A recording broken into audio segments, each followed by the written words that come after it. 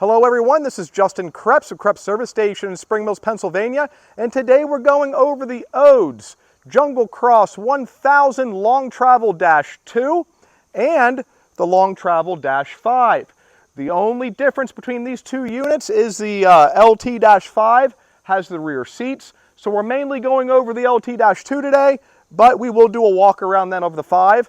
So let's go ahead and jump into it. So the Odes Junglecross Long Travel has the hard roof. It's got the light bar. It's got the two-piece windshield. This windshield does tilt out. We've got foldable mirrors. We've got headlights,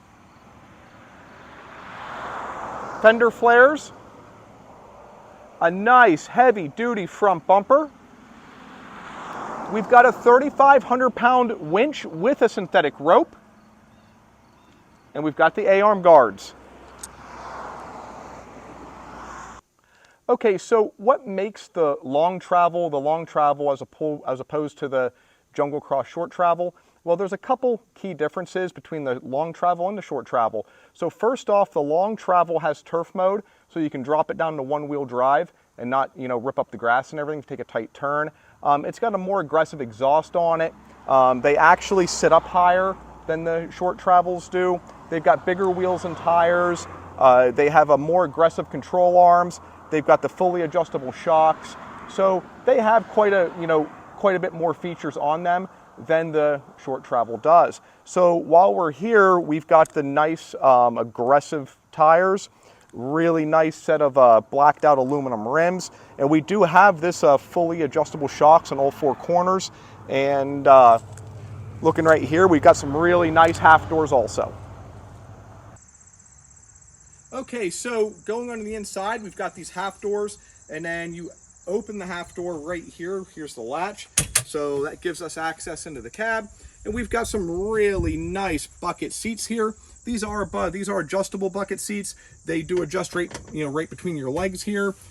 We do have the seat belts and the armrests.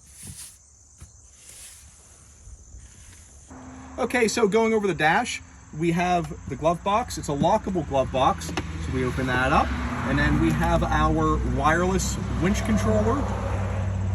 We have our wired-in winch controller, which connects right here.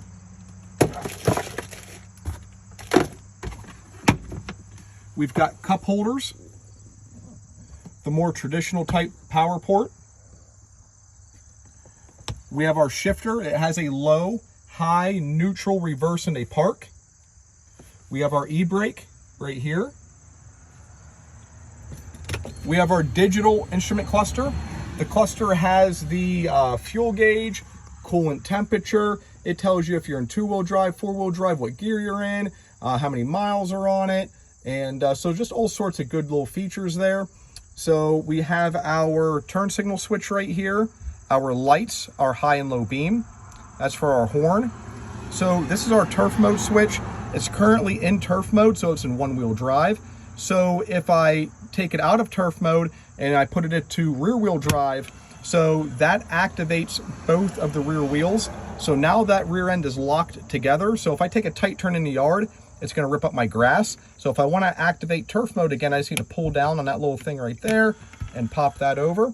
So this is our two-wheel drive, four-wheel drive switch. So if I want to activate four-wheel drive, so what I would do is take it out of turf mode.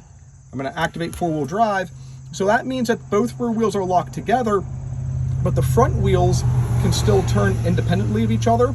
And then if I want to lock the front differential, I can hit that and then lock the front differential. And the steering is going to get a lot harder because those front wheels are locked together, and you're not going to be able to steer it nearly as easily.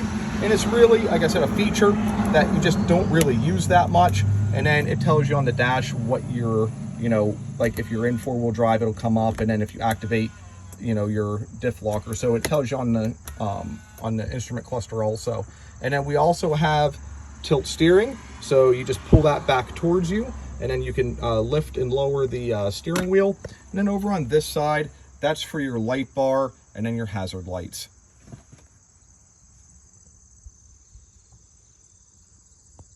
Okay, so the Junglecross long travels have a really nice power dump bed.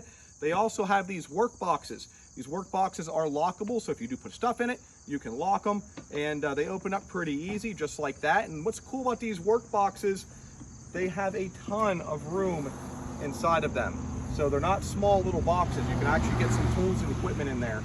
So, and then come to the back here. So we're gonna go ahead and unlatch the bed, drop the tailgate, and it's got a really nice bed mat in it.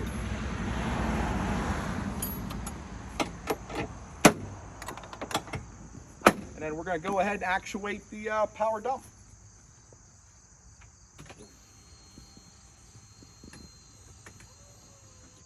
Now, these power dump beds aren't the fastest thing in the world. None of them are.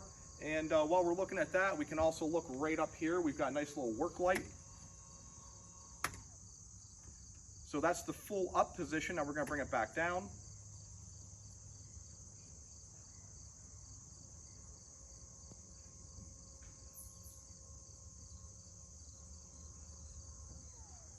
Okay, and that's how you actuate the bed.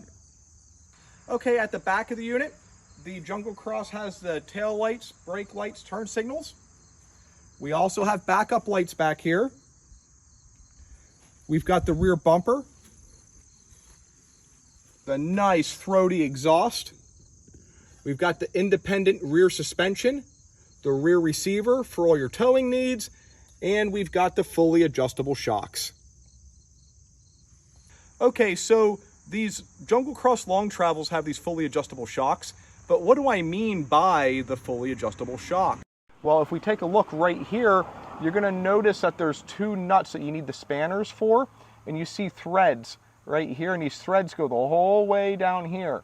You can actually loosen this top nut, and you can tighten and or loosen the bottom nut, and then what that does is it either compresses the spring or it releases the spring, and that makes your ride either stiffer or softer. Now, the long travels also have the sway bar back here, which greatly helps stability. This is the sway bar right here. And then while we're down here, we might as well show the power dump hydraulic, which is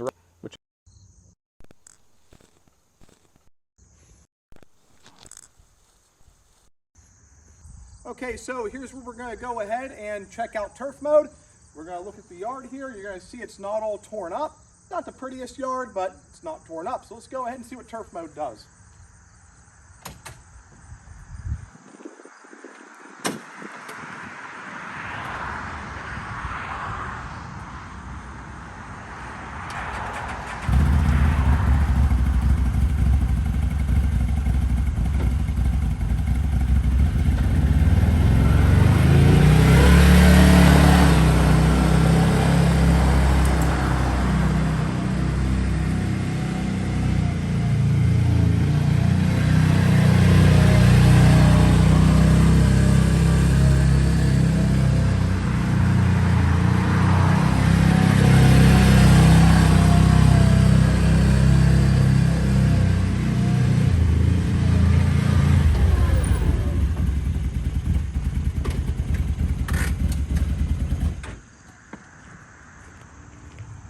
Then we can see how turf mode worked.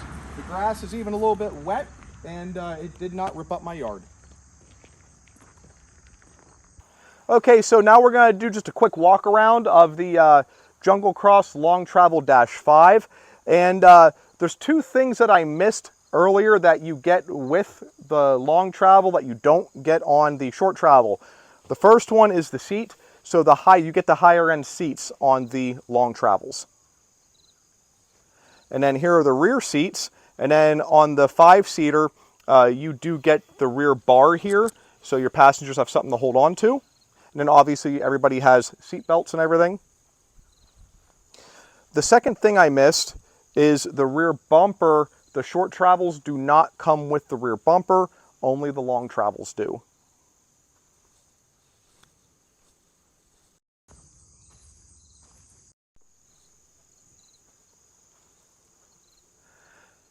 The Odes Junglecross Long Travel -2 and Long Travel -5 can be purchased from Krebs Service Station in Spring Mills, Pennsylvania.